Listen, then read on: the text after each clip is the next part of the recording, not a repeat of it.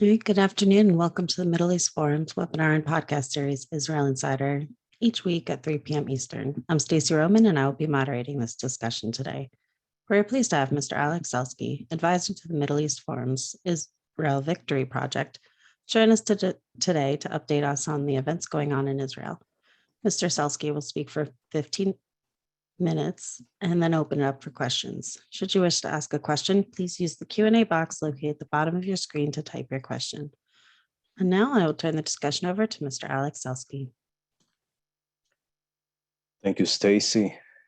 Good evening from Jerusalem, Israeli time, and good afternoon to all our guests in the United States and all over the world. Well, this week in Israel is definitely not a boring one and not the regular one. A week just started very promising, actually, when we were speaking about what we will be speaking about at the end of the last week, and we knew about the upcoming summit in the Negev, in which many foreign ministers from Middle Eastern Arabic countries, together with American Foreign Secretary and the Israeli Minister of Foreign Affairs, should come together and meet in an historic summit. We didn't know that it will be a week of such a wave of terror attacks, even though we had already the first terrorist attack in Beersheba last week, but we didn't imagine that it will be followed by such a murderous attacks in Khedera and yesterday in Bnei Brak, and another also accident in the Machne Yehuda market in Jerusalem, which is only 10 minutes walk from where am I sitting now. So I think that this week shows, the paradox this cap Israel has today. On one hand, the historic rise on the international status, on the international arena with this summit, with the new heights of Abraham Accords. And Israel definitely shows that it's a definitely regional superpower, but even a world superpower after, the Prime Minister Naftali Bennett succeeds to be a moderator between Russia and Ukraine, even though it's not between Russia and Ukraine, it's actually between Russia and the West, because as we know, all the negotiations were coordinated with Germans and the rest of the Europeans and the United States of America. So we actually understand that the Israeli Prime Minister became kind of the maybe even only representative of the Western world, but yet being someone who Russian president can speak to. And everybody sees that, even if,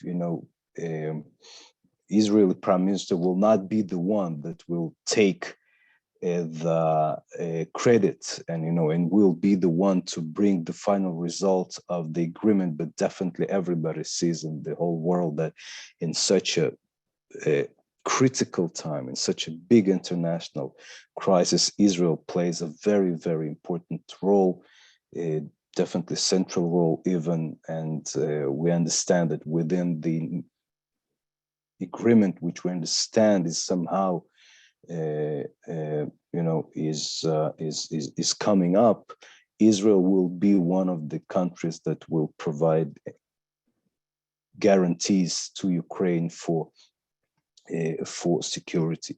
So on one hand, we see this, definitely very high status of Israel in the international arena, but on the other hand, we see how fragile is the government in Israel, first of all, because this terroristic attacks. We see, and these attacks, definitely are a threat for the coalition, which is, as you all know, historic coalition that has a Arab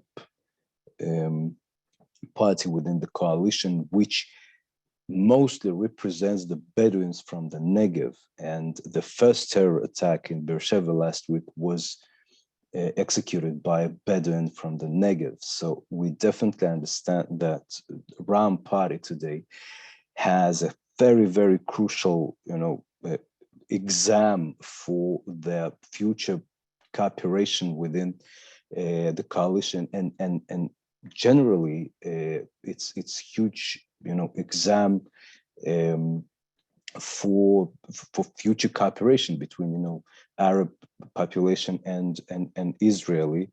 So this coalition is now in a very, very dramatic stage. Now, additional to that, we see a huge campaign, also historic campaign in its effect and in its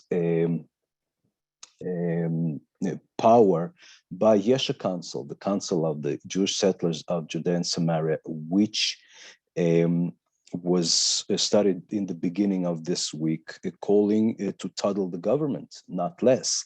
Why? Because they see the actual freeze of the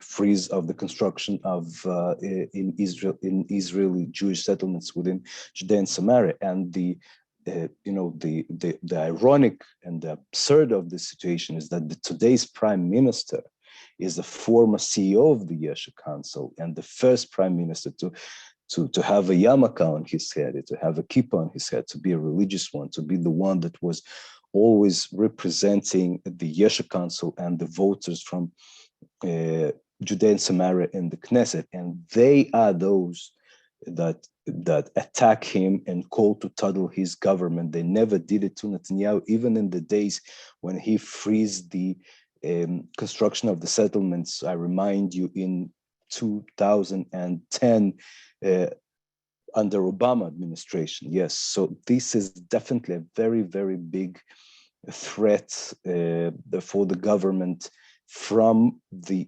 base of the prime minister.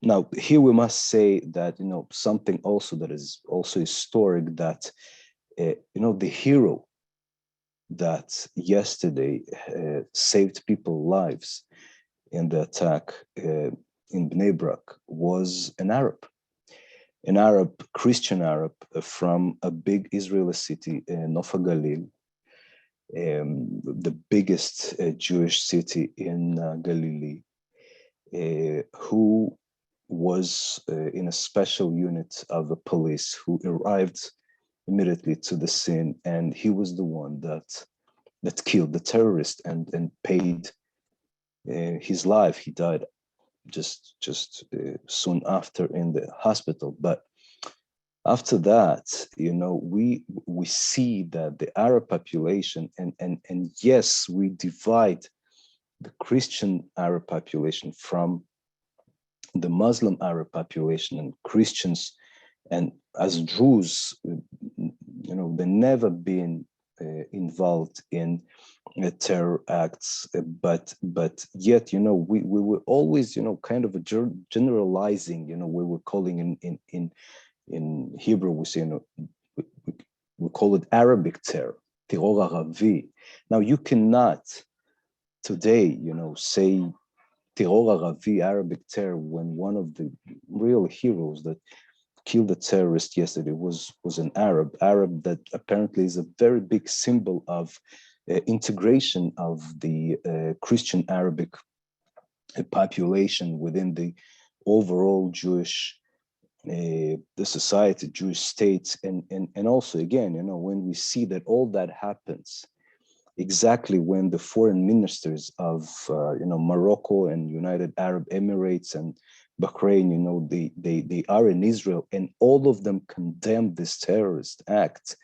So we understand that we know more in conflict with Arabs. We are in a conflict with Islamists. We're in a conflict, in a bigger scale with Iran. But when we speak about the Palestinian issue, we understand that this is not issue of, Israel and Arabs. This is issue of Israel and the Palestinian terror organizations. Now you can, count in the PLO. Depends, on your opinion. I think definitely that, until the PLO is teaching and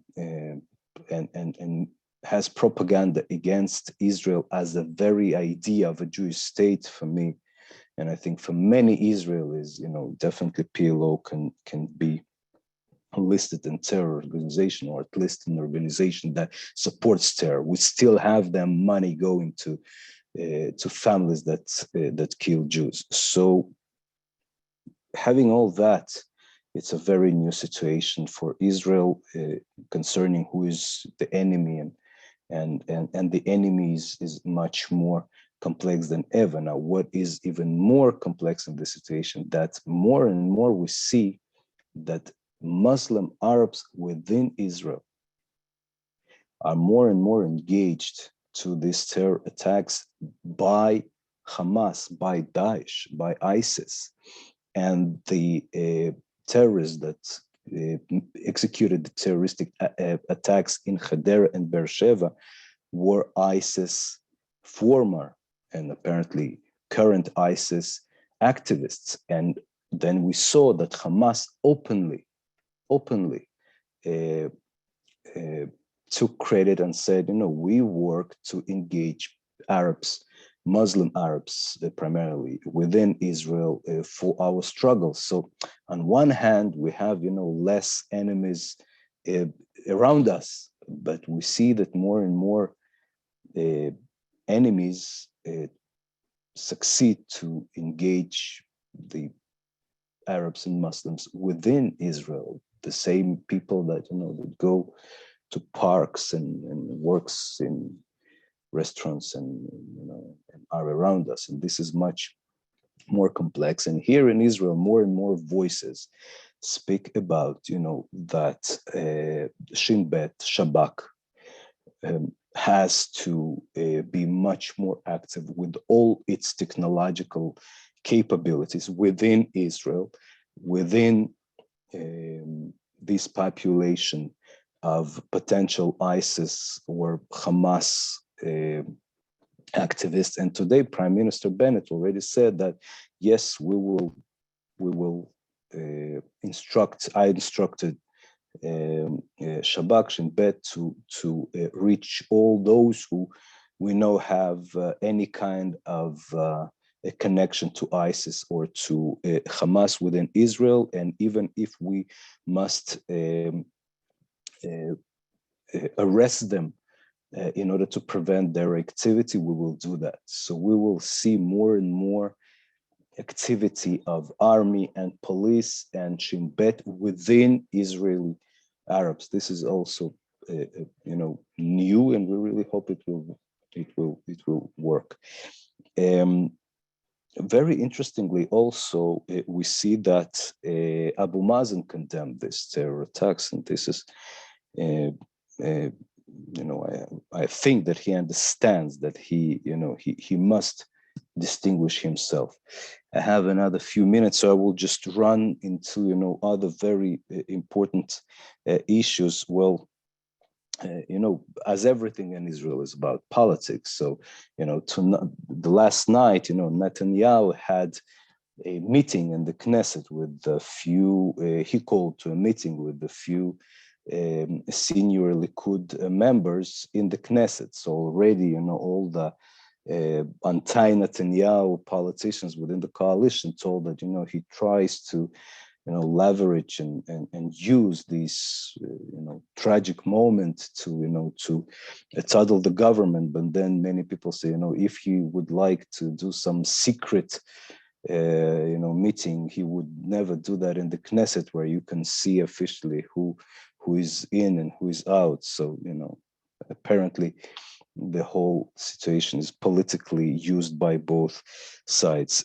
Now, if all that was not to you, so let's just recall that we have COVID coming back, and some of the restrictions come back, even though we see that the new version is not so dangerous. It looks like it's something that we had in the previous wave, like Omicron. And many people say that apparently if the things will go this way, so we will have all the restrictions off within 2-3 months.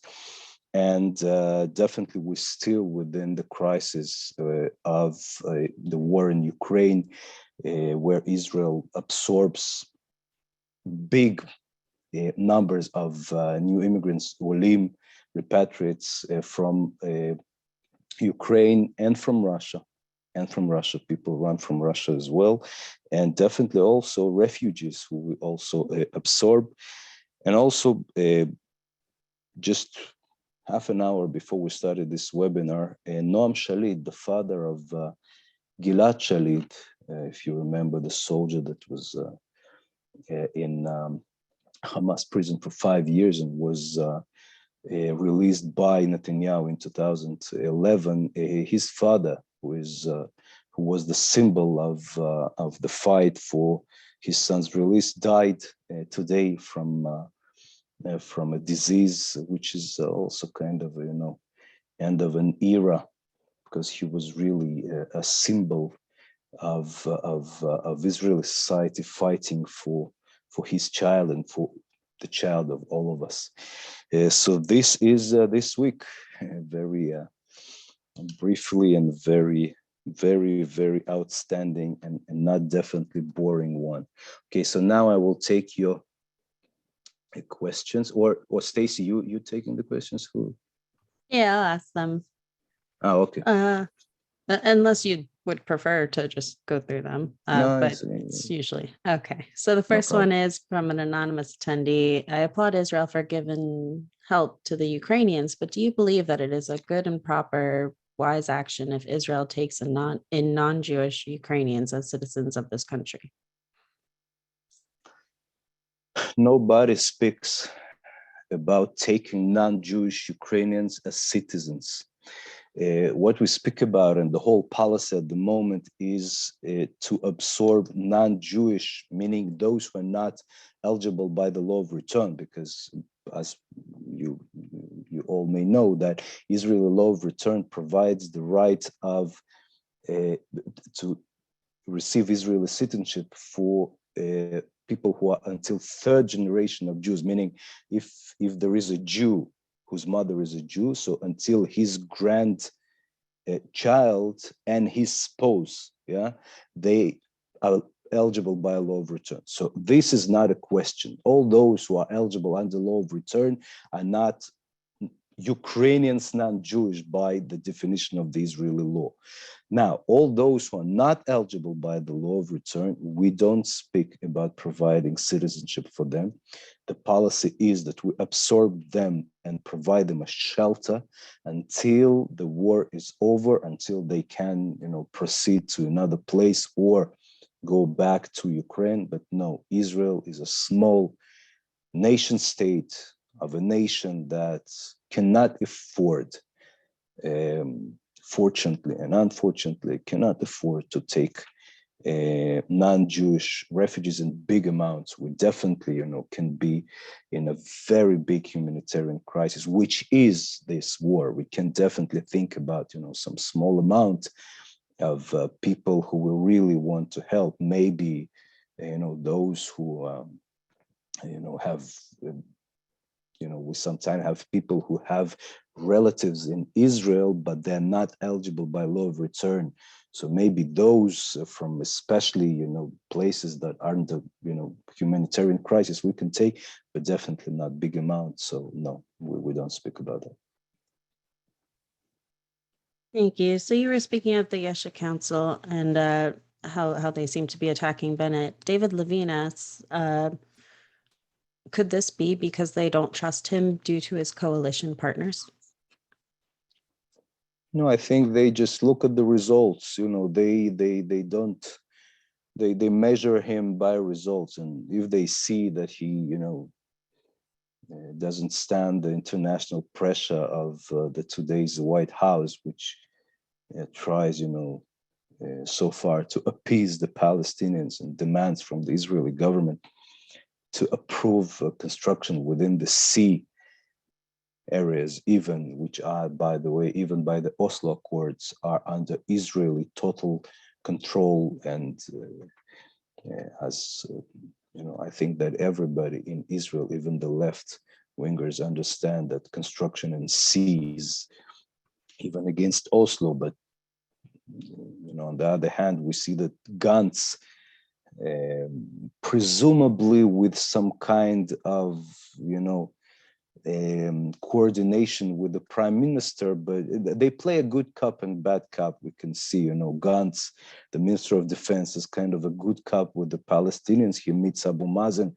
He provides the approval to build within the sea these 1,000 homes.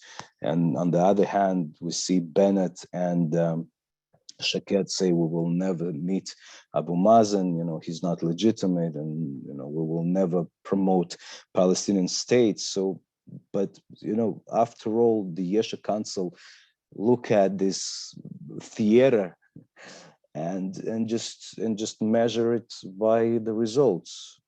Do you build for Jews? Will you build for Palestinians? Do you build enough for Jews or not? And if they see that it's not, it doesn't matter for them. Does the prime minister, answer for a name Bennett or Netanyahu or whoever? And that's why they attack him, but yes, you're right that they expected from him that it will be different. And yes, they say, listen, you told us that you will take the Arab party and you will have this coalition, and it will be not less right wing, not less promoting the settlements than the previous. And you criticize Netanyahu for, that he was not right wing enough. So show results. You already, 8 months in office, we didn't see results. So go home. That's it. Thank you. Len Getz asks, or states, I read that the B'nai Brak terrorists entered Israel through a broken fence in North Samaria. Has this been fixed, and what steps are being taken to prevent further terrorist attacks? There are few places actually within the fence where people may, if they really try, to walk through. If you ask me how it can happen, it's a very good question. I think it must be fixed immediately, and at any terms. I'm sure it's, now. I hope that now it will be definitely fixed. When it will be fixed, I'm not a politician in a way that I cannot promise something that I will not do. So when it will happen, I will report to you. At the moment, unfortunately, I don't think that I'm capable to tell you that. All the places where the crossing is possible were, closed, because we know that, we're speaking about northern Samaria. I can tell you that in the southern part of Judea, there are places where crossing is even simpler. So there are few places that must be fixed immediately. So JLS, what are your thoughts on a recently retired general's statement that Israel is losing control of the Negev and Galilee, and that there is a threat of a large Arab attack from within Israel using weapons stolen from IDF bases? Yes, it's a very big threat. And as I told you, we all know the problem of Bedouins in the Negev. I just wrote another op-ed just today. Oops, this morning. Can you see me? No, not well enough, because just we can. Yeah, I think it auto-corrected. Okay, sorry, just because I didn't know that it's on Shabbat clock. This one, so I can fix it, but it will take a few seconds. Anyway, so yes, we know the problem with Bedouins in the Negev, that they expand, and the area of the land that they claim just goes bigger and bigger, and Israel doesn't solve this problem because let's call it by its name, because of the fear of doing it by force. And I just wrote an op-ed today after yesterday attack, and I told that one of the things we must do is just take a very strong we must by force solve this problem of stopping the expansion of Bedouins by any means. Now, Galilee, it's a very big problem.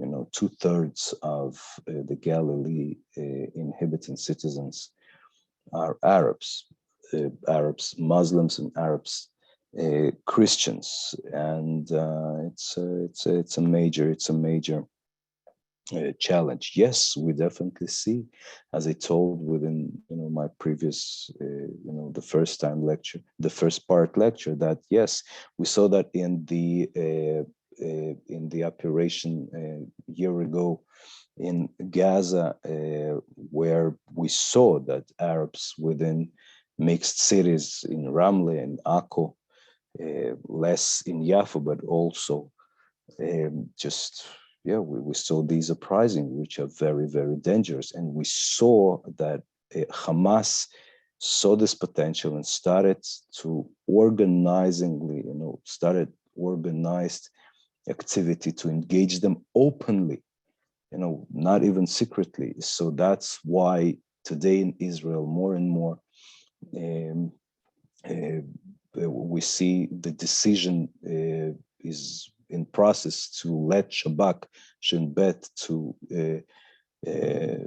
use all its technological capabilities, and they're much stronger than police ones, because police is much less. Police is not.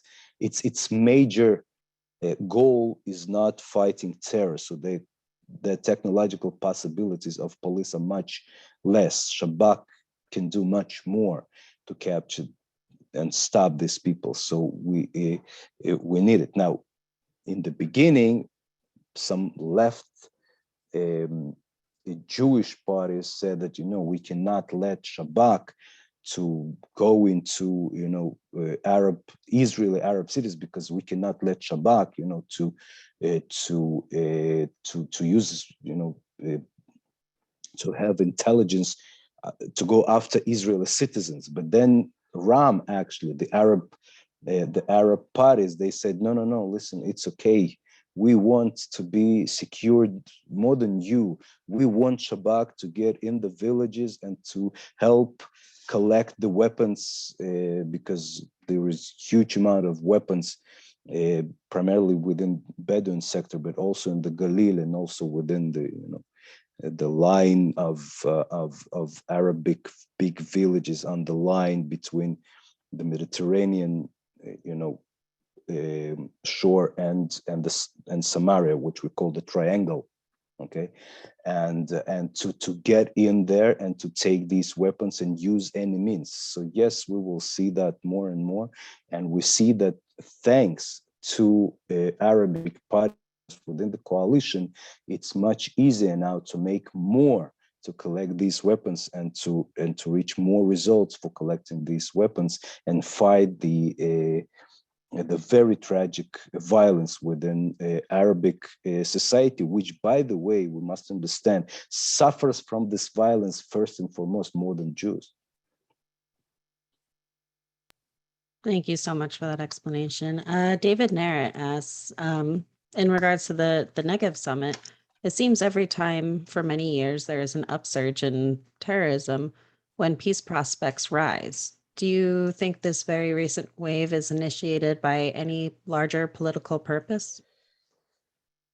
No, I don't know. We don't have enough information if this was initiated in purpose, but always, that's also, I just wrote in the op-ed that I wrote today, always when we see a moderate force raises its head, always we see, at the opposite side, the extreme forces who don't want the moderate to be to see this moderate process, to see the normalization, because the Negev Summit was one of the highlight moments of the normalization. So the Palestinians, and definitely the extreme Palestinians, they don't want to see this normalization, and they definitely don't want to see this normalization without them, because what the Arab states say, they say, listen, we want to cooperate with Israel without the Palestinian issue. We don't care for the Palestinian issue. That's what they say almost openly. Okay, because think of it, the foreign ministers that came to meet the Israeli foreign minister, they didn't go to see Abu Mazen. Okay, so they sent the King Hussein of Jordan to meet Abu Mazen to calm him down, actually. So more we will see these forces, moderate forces within the Arab world, more we will see the extremes also raise their head. If this is organized, well, definitely yes. We see that, we know that because Hamas say and takes credit. Part of it definitely is organized, and even those who are not organized, I think it's kind of it's kind of a continuation of the organized effort. So yes, definitely. After all, I think the answer is definitely more yes than no. All right. Thank you so much. We've come to the close of our webinar and podcast. Ashley, Alex, thank you again for taking time to update us this week. Thank you. Thank you for everybody. Bye. For our viewers and listeners, please join us Friday at 1 p.m. Eastern for a webinar with Jacquez Naraya discussing Lebanon in crisis, no end in sight. Thank you all for joining us, and I hope you have a wonderful day.